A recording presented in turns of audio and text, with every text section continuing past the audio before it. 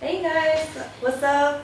My name is Xinyi Shen, English name Catherine, and I came here to volunteer in community hospital in Kathmandu from August the 6th to August 20th.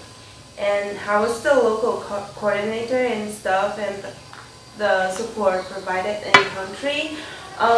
My local coordinator, his name is Sudhir, and he and his family is so warm-hearted and nice. They're all nice people, and because of them, I felt less worried when I came here because this is my first time in Nepal, and like they will provide us really good accommodation and meals every day, and they're also really will provided us the how we should go out for visiting and as detailed as possible. So they're all really nice. I like them. And the second question is, what was the most surprising thing you experienced while in the program? I would say the most surprising thing that I've experienced here is my experience in the hospital. Because I shadow a doctor and I saw a lot of endoscopy and some minor operation here, which I would never experience in my any of my previous clinic volunteering experience, which is really good and unforgettable for me. And the third question is, what was the most difficult thing you experienced while in the program? I would say the language, because English is not my first language either, so it was kind of difficult for me while I'm trying to understand what others are talking about, given that some of them have pretty strong accent here. So Nepal is not a English speaking country, so a lot of them, a lot of Nepalese, they don't speak perfect English. That brings me a really big trouble when I'm trying to talk to taxi driver where I'm gonna go. And the fourth question is, any tips for future volunteers? Yeah, the first one is, if you come during this season, during August, definitely bring a lot of t-shirt, and instead of anything like jacket, you won't use any of them. And the second one is, if you're gonna take a bus, I mean those small minivan here, and better sit in the very front of it, and that will be less crowded. And the third one is just bring enough amount of facial mask, because in Kathmandu there's a lot of dust in the air, and you wanna protect your lung as much as possible.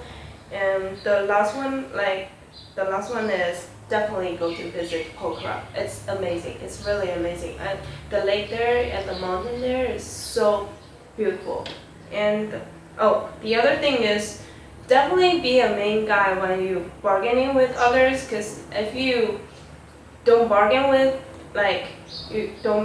with taxi drivers or the people sell things, souvenirs to you, you will definitely pay much more than you should have.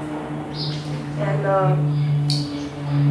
so my personal memory for this is because I went to the community hospital and I shadowed Dr. Swati.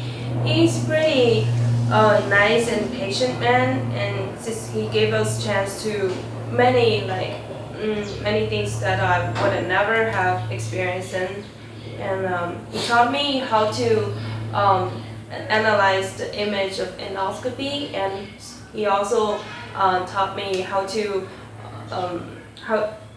what was that? Oh, how to examine the patient, like the chest infection, the site of the chest infection using stethoscope. And so he's also really patient to every volunteers shadowing him, and because we would always ask him a lot of questions, but every time he would answer it as detailed as possible. Right. The six, how would you describe your accommodation, meals, and security? The accommodation is pretty good, and like, to be honest, much better than I thought. And like, we don't really live in the center of Tamil, but we live in a small town called Pali, but which is good. Like, so you can really have a more sense of how the real Nepali life should be. And the meal is also really satisfying for me because I would like some more Americanized breakfast during the day. So the Sudhir's wife, Surita, she will make us like toast and sometimes French toast and egg omelette. Which is perfect for me.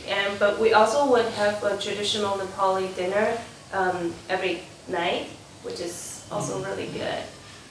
And the security, you don't really need to worry about the security. It's pretty safe here.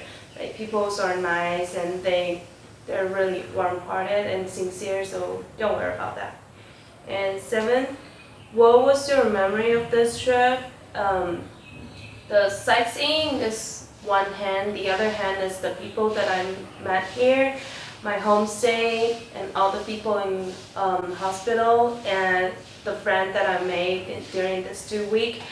I felt like my trip will not be so perfect without meeting these people, and they definitely, like, we hang out together and we would chat and chill around like during this 2 week, and this is definitely one of the most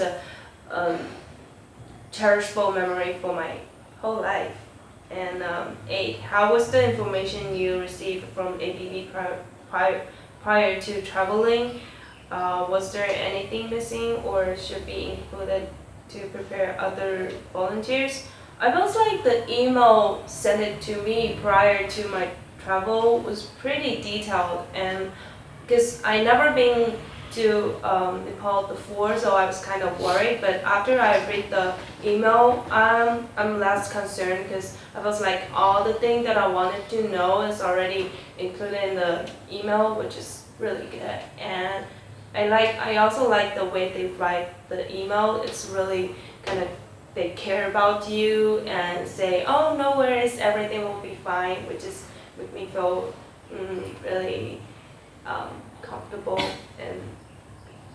And 9, are you willing to speak to other potential ABB volunteers about your volunteer experience? Definitely, yeah. Email me, please, in the future.